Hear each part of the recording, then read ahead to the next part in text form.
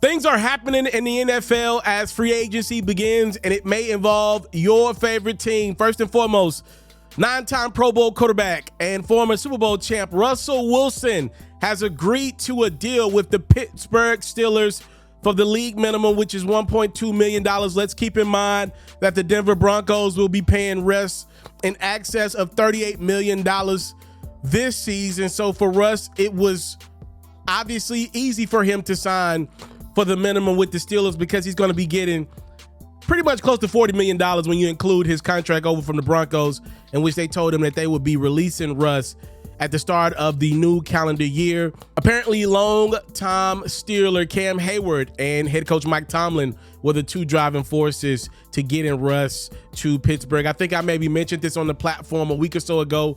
I thought there was a good chance that Russ would end up in Pittsburgh. If you look at the Steelers over the last, 10 years now, probably since the end of Big Ben's prime, they have struggled at quarterback.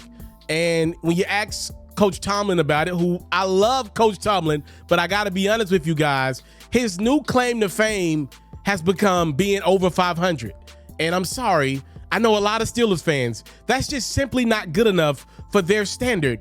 So I am not surprised that either the Steelers organization pushed Tomlin to do this or whomever the case may be. Somebody said, we're tired of being 500. We can get this vet quarterback in who's won big before. Let's bring him in on a minimal deal. It's not costing us a lot of money. Have him go and compete with Kenny Pickett for the starting job, and let's see what happens. Worst case scenario, you got a guy on your roster that you know ain't gonna cause no major locker room Antonio Brown as distractions. The Tampa Bay Buccaneers have agreed to a $100 million deal over 3 years with Baker Mayfield that includes $50 million of guaranteed money. Baker's gonna make $30 million of those dollars in guaranteed money next year.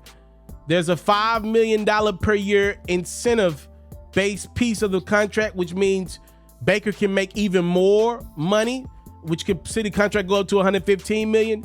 Baker said, I just wanted a chance to come back. I love Coach Bowles and the staff. I'm happy to be here, and I want to win more in the postseason.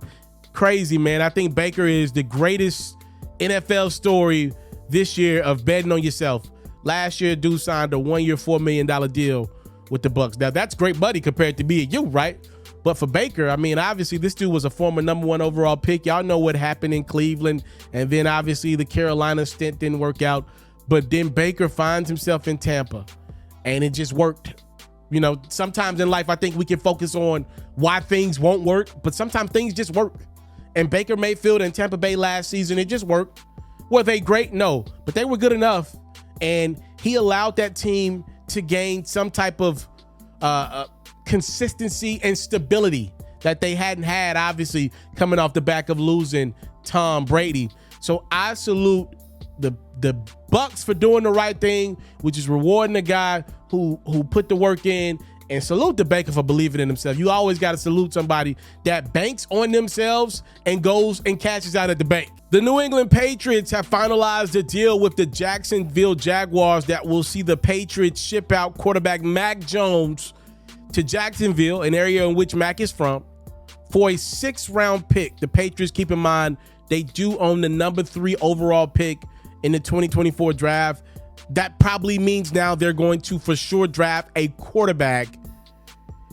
Also, it's worth noting, both Trevor Lawrence and Mac Jones were a part of the 2021 NFL draft. If you remember, Mac was the 15th pick off the board, the 3rd quarterback taken. Trevor obviously was the number 1 pick in that draft. Now Trevor Lawrence has a new backup, and Mac Jones, or dare I say Mac up. No? Y'all feeling me? Anywho, I think Mac Jones just needed a new start. Bill Belichick did not get the Mac Jones quarterback situation right. You know, with Gerard Mayo now coming in and being a new coach in New England, it appears as if though he wants a new guy. And I commend the Patriots on, giving Mac a fresh start. They need a new guy. He needs a fresh start. The two sides agree on a deal that will see Mac go to Jacksonville and be Trevor Lawrence's backup. The Kansas City Chiefs keep on winning.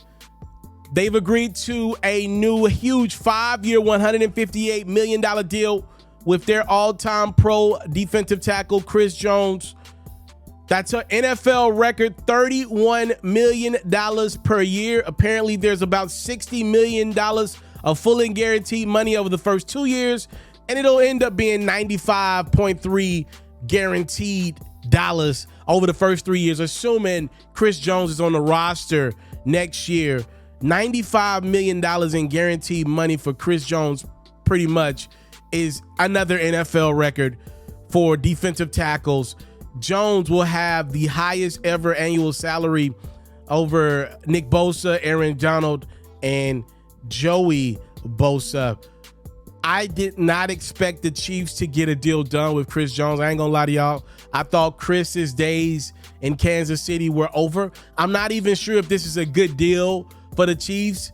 Generally speaking, when you get to Chris Jones' age, as great as he's been really great.